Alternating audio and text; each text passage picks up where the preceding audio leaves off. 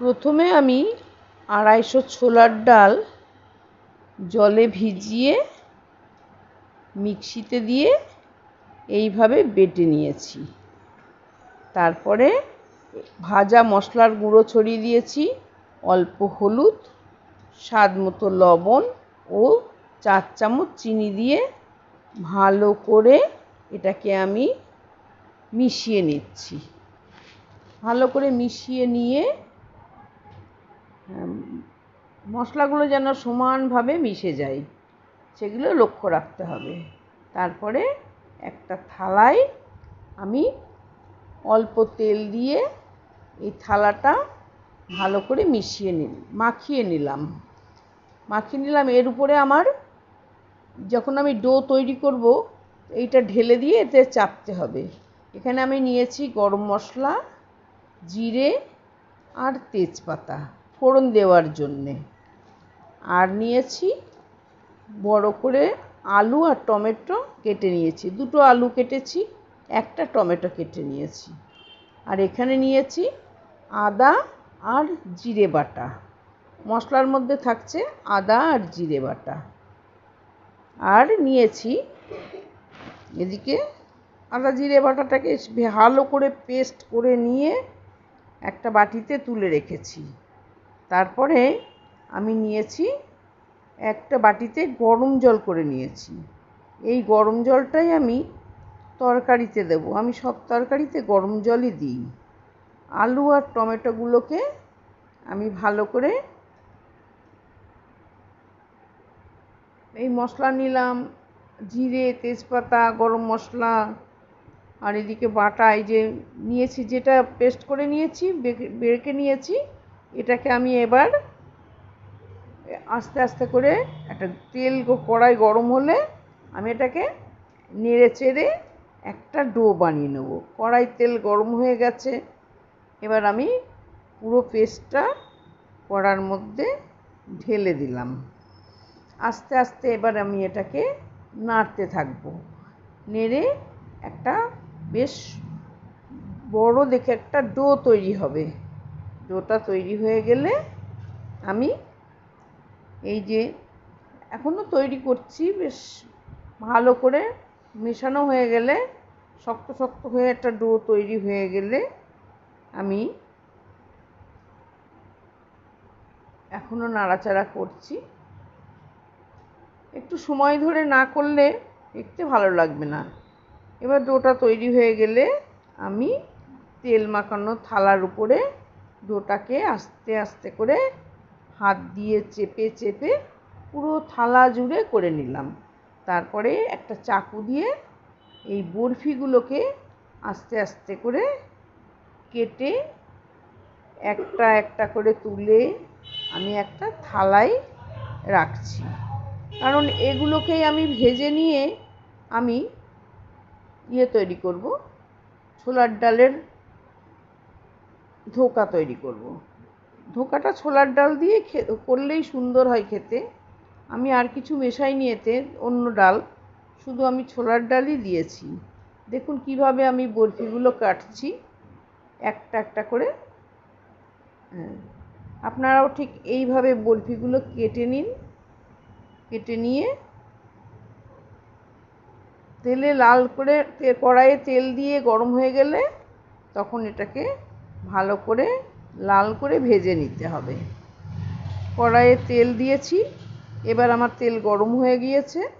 আমি বরফিগুলোকে সুন্দর করে লাল লাল করে আস্তে আস্তে একটা একটা করে দিয়ে আমি ভেজে নেব। এবার আমার বরফিগুলো সব ভাজা হয়ে গেল। যতটা পারলো, যতটা আছে সব বরফিগুলোই আমি আস্তে আস্তে করে আর একবার দিয়ে দিলাম। এবার এই বরফিগুলো আমি ভাজবো। বরফিগুলো ভাজা হয়ে গেলে তারপরে আমি কড়াইয়ে ফোড়ন দিয়ে গ্রেভিটা তৈরি করব। এখনও আমার ভাজা শেষ হয়নি। এবার ভাজাটা শেষ হয়ে গেল। লাস্টের এইগুলো আছে, এ কটাও আমি ভেজে নিচ্ছি। তারপরে আমি কড়াইয়ে ওই তেলের মধ্যেই আলুগুলোকে লাল লাল করে ভেজে নিলাম। আলু ভাজা হয়ে গেল আমার। দেখুন কত সুন্দর আলুগুলোকে ভেজেছি। আলুটাকে না আমি আগে একটু সিদ্ধ করে নিয়েছিলাম, একটা সিটি দিয়ে কুকারে সিদ্ধ করে নিয়েছি, তারপরে আমি লাল করে ভেজেছি।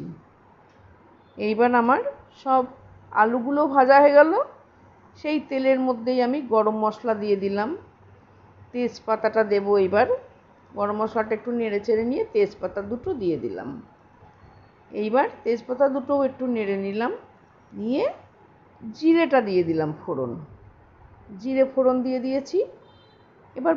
এইবার ফোড়নটা একটু হালকা করে নেড়ে নেড়ে যখন একটু কালার এসে যাবে, দেখুন কেমনভাবে আমি নাড়ছি সেটা দেখুন। হ্যাঁ, এই একই তেলে হয়ে যাবে। এইবার এই মশলার মধ্যে আমি নুন, হলুদ, মিষ্টি, চিনি দিয়েছি অল্প, আর একটু টমেটো সসও দিয়েছি এই আদা জিরে বাটাটার মধ্যে, দিয়ে ওই ফোড়নের মধ্যে ঢেলে দিলাম। দিয়ে এবার ভালো করে এটা আমি কষে নেব। কষা হয়ে গেলে গরম করে রাখা যে জলটা আছে সেই জলটা আমি ওতে ঢেলে দেব। দেখুন তেলটাও কি সুন্দর ছেড়ে দিয়েছে মশলাটাতে। এবার আমি আরেকটু ভালো করে ভেজে নিই, আরেকটু তেলটা ছাড়বে, এখনও ঠিক মতো হয়নি। হ্যাঁ, একটু বেশি করে একটু নাড়তে হবে যাতে তলায় না ধরে যায়। একটু আঁচটা যেরকম সমানভাবে আছে এইভাবেই থাকবে, আর ঘন ঘন নাড়তে হবে। দেখুন কি সুন্দর তেল ছেড়ে দিয়েছে। এবার আমি টমেটোর টুকরোগুলো কড়াতে দিয়ে দিলাম।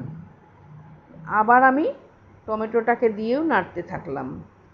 যতক্ষণ না টমেটোগুলো নরম হয়ে আসছে ততক্ষণ আমি আস্তে আস্তে নাড়তেই থাকবো। নাড়ানো কিন্তু বন্ধ করলে চলবে না, এই একইভাবে নেড়ে যেতে হবে, তা নাহলে তলাটা ধরে গেলে তরকারিটা কালো হয়ে যাবে পুড়ে। এবার আমি জল দিয়ে ফুটিয়ে নিয়েছি, নিয়ে গ্রেভি বানিয়ে নিয়েছি। গ্রেভিটা বেশ পাতলা পাতলা নামাতে হবে। আর এই বাটির মধ্যে যে আমি বরফিগুলো ভেজে রেখেছিলাম সেই তার মধ্যে আমি গ্রেভিটাকে ঢেলে দিলাম। দেখুন কত সুন্দর হয়েছে। আর